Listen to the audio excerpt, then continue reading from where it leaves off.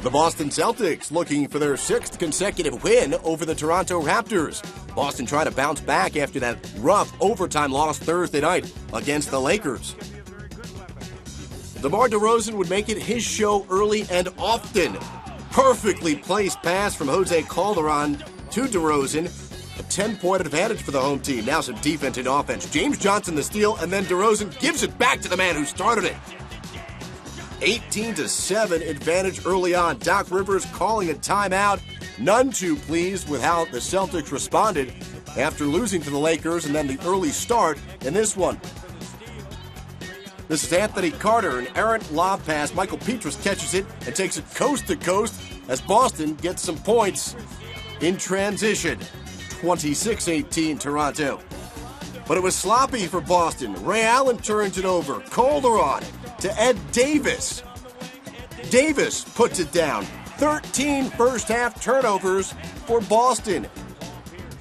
Paul Pierce limited to just 12 points. This was 2 of them off the left side of the lane. 39-30, Boston back within 9. On to the third quarter. Jose Calderon, terrific game, dishing out the basketball here, going in for 2 of his own, fighting off the double team, the high percentage look.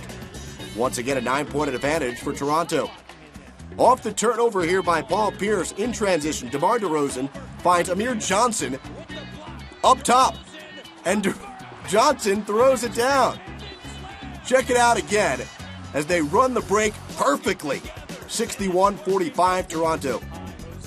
Calderon had 14 assists. Here, this one to James Johnson for the baseline jam.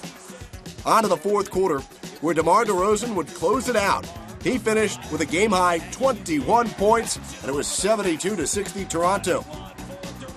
But Boston wasn't done just yet. They had a late run in them. Rondo to Kevin Garnett. And again, a 9-point deficit for the Celtics. But Linas Kleiza to Calderon from 3.